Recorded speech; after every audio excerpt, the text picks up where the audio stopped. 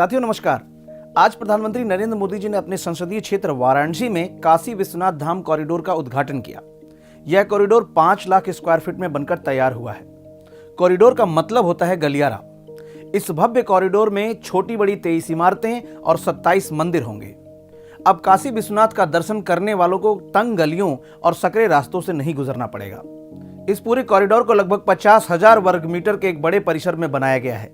इस कॉरिडोर में 4 shopping complex, 3 यात्री सुविधा केंद्र, एक मल्टीपर्पज हॉल, सिटी म्यूजियम और वाराणसी गैलरी जैसी सुविधाओं की भी व्यवस्था की गई है। इसी कॉरिडोर के तहत काशी के ललिता घाट को मणिकर्णिका घाट से जोड़ा जाएगा। अब दोस्तों आइए हम सब जान लेते हैं कि इस महान काशी विश्वनाथ मंदिर का इतिहास क्या रहा है। काशी विश्वनाथ मंदिर भगवान शिव के 12 ज्योतिर्लिंगों में से एक है। इस मंदिर को विश्वेश्वर नाम से भी जाना जाता है। इस विश्वेश्वर शब्द का अर्थ होता है ब्रह्मांड का शासक। पौराणिक कथाओं के अनुसार भगवान शिव देवी पार्वती से विवाह करने के बाद कैलाश पर्वत पर आकर रहने लगे। वहीं देवी पार्वती अपने पिता के घर रहती थी, जहां उन्हें बिल्कुल अच्छा नहीं लग रहा था। एक दिन देवी पार्वती ने भगवान शिव से कहा कि आप मुझे अपने घर ले चले। भगवान शिव ने देवी पार्वती की बात मानकर उन्हें काशी लेकर आए और यहां विश्वनाथ ज्योतिर्लिंग के रूप में खुद को स्थापित किया। इस प्रकार यह मंदिर भगवान शिव और माता पार्वती का आदि स्थान हो गया। यह मंदिर पवित्र गंगा नदी के पश्चिमी तट पर स्थित है। इस मंदिर का जीर्णोद्धार 11वीं सदी में राजा हरिश्चंद्र ने करवाया था और आगे चलकर 1194 में मोहम्मद गोरी ने इसे तोड़वा दिया। मोहम्मद गोरी वही शासक है जिसने 1192 में तराइन के दूसरे युद्ध में हिंदू राजा पृथ्वीराज चौहान को हरा दिया था। आगे चलकर कुछ हिंदी राजाओं ने मिलकर इस मंदिर को फिर से बनवाया, लेकिन वर्ष 1447 में पुनः इसे जौनपुर के सुल्तान महमूद शाह ने तोड़वा दिया।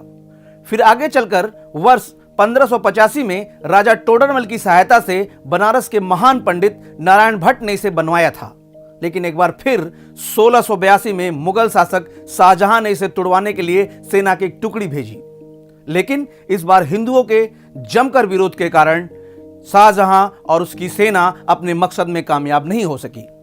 लेकिन 18 अप्रैल 1669 में क्रूर मुगल शासक औरंगजेब ने इस मंदिर को ध्वस्त करने का आदेश दिया। साथ ही यहां के ब्राह्मणों को मुस्लिम धर्म अपनाने का भी आदेश पारित किया। आगे आने वाले समय में जब भारत पर ब्रिटिश राज कायम हुआ तो इसके कारण अंग्रेजों ने मंदिर निर्माण पर रोक लगा दिया। फिर 1809 में काशी के हिंदुओं द्वारा मंदिर तोड़कर बनाई गई इस ज्ञानवापी मस्जिद पर कब्जा कर लिया गया। यहीं आपको बताते चले, मंदिर के परिसर को ज्ञानवापी परिसर कहा जाता है। हालांकि 30 दिसंबर 1810 को बनारस के तत्कालीन जिला दंडाधिकारी मिस्टर वॉटसन ने वाइस प्रेसिडेंसी इन काउंसिल को एक पत्र लिखकर ज्ञानवापी परिसर को हिंदुओं को हमेशा के लिए सौंपने के लिए कहा था, लेकिन यह कभी संभव नहीं हो पाया। तब से लेकर आज तक यह विवाद जारी है। यह गौरतलब है कि विश्वनाथ मंदिर के मौजूद वर्तमान ढांचे का निर्माण अहिल्याबाई होलकर ने 1740 में करवाया था। बाद में महाराजा रणजीत सिंह ने 1853 में इस मंदिर के लिए 1000 किलोग्राम सोना दान किया था।